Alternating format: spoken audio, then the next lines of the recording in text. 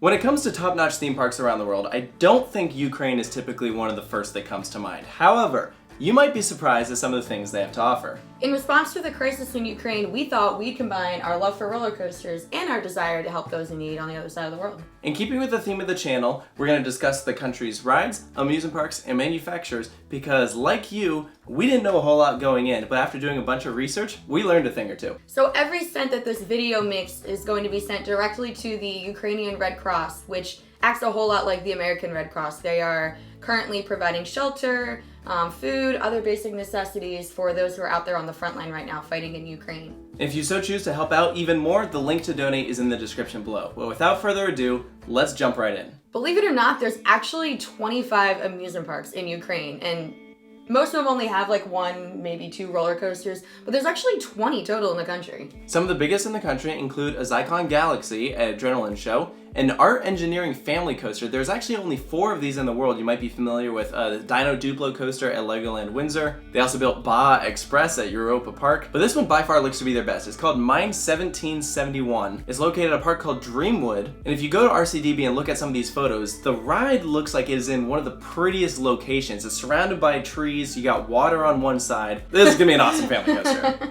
If you head over to Galaxy Amusement Park, not to be confused with Galaxy Land at West Edmonton Mall, Galaxy Park is home to 15 different attractions. They have a haunted house, also similar to the West Edmonton Mall, and they're also home to an indoor family suspended coaster by Vekoma. If you head over to a park called Gorky Park, which believe it or not is actually a very common name apparently. I want one in the US. I love the word Gorky, it's fantastic. They're home to 2 different roller coasters. One of them is a Wacky Worm, and the other one is the Zier Custom Thrill Coaster, which has been there since 2012. The ride reaches a max speed of 40 miles per hour and actually looks to be a pretty decent ride. So we actually talked to somebody that went to Gorky Park, and they described it as kind of like a garden city park. Yeah. It opened back in 2006. It's like a very nice walkthrough, very pretty. They have a Ferris wheel, they have a couple of little themed areas. One of them's themed to Japan.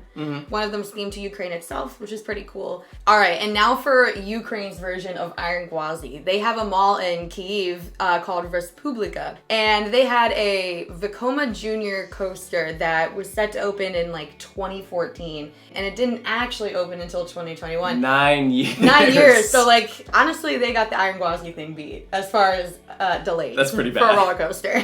So those are some of the one-off attractions that you might find in Ukraine, but by far the most popular attraction out there is from a manufacturer called Analog. They're based in Ukraine, and they have created a roller coaster called Hoverla, and there's actually numerous ones of these out there. The name Hoverla comes from the tallest mountain in Ukraine. There are 11 of them total, and they're all built to be yellow and blue, like the colors of the Ukraine flag. If you find yourself riding an Analog Hoverla, it can be best distinguished by its incredibly tight vertical loop, which based off the descriptions that we found, the element is described as being not as bad as you would think, but the sharp turn that follows is less than desirable. Each train holds 18 passengers, and it's a relatively uninspiring layout, causes more pain than pleasure. But it's still really cool that they have their own manufacturer out there. I had no idea. And interestingly enough, the main reason why you won't find one of these on this side of the world is because of its clearance. Numerous supports come within arm's reach, so don't stick your hands up in the air. A ride like this never would have been approved by international ride standards, and it's worth mentioning that the vehicles also have a very odd restraint setup. There's a bar that goes across your chest, and then it has handlebars for you to hold onto directly underneath. I don't know, it sounds weird. You just know enthusiasts that complain about that. Probably.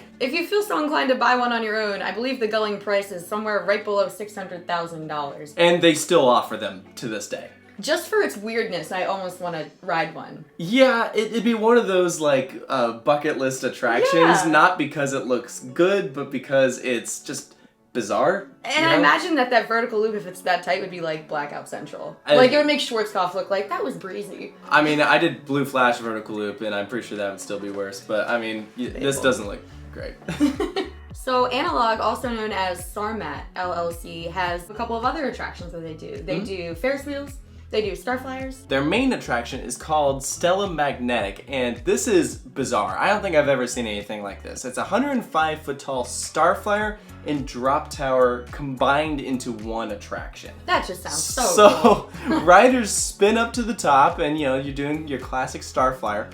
Or you can ride in a smaller ride vehicle that'll take you up and drop you. They can't cycle at the same time, but it gives parks an option of which type of attraction that they want to offer. So you could run it as a Starflyer for part of the day and then a drop tower as the other part. It is very creative, and I appreciate that. I think it'd be cool to see something like that in the US. Yeah, it reminds me of some of like the Span Check-Its attractions. Oh, have, absolutely. Like, yeah. Analog is also the supplier of a really, really cool Ferris wheel in the country of Georgia. It's built into the side of a skyscraper. It looks absolutely incredible. I'd actually seen photos of this before doing research for this video. I was like, oh, no way, they built this. Yeah, like, no I idea. would love to go here. Yeah. Oh, and by the way, according to Analog, they also built Millennium Force at Cedar Point because it runs across their website. So we hope that you've learned something interesting in this video, but before we go, I want to talk about what is probably the most interesting park in Ukraine. And it's one that never opened because just before they're getting ready to make their big grand debut, the Chernobyl nuclear plant disaster occurred. They are only home to 4 rides. This includes a Ferris wheel, bumper cars, a paratrooper,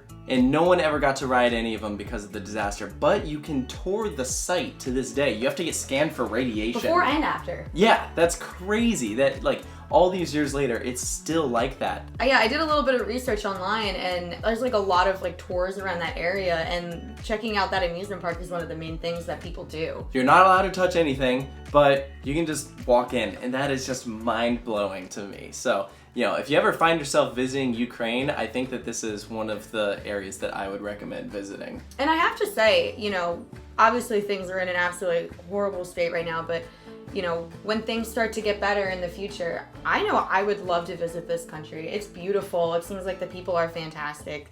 Their leader is the coolest man on the planet. And I would love to, you know, toss my money to these theme parks. As well as experience a Hoverla.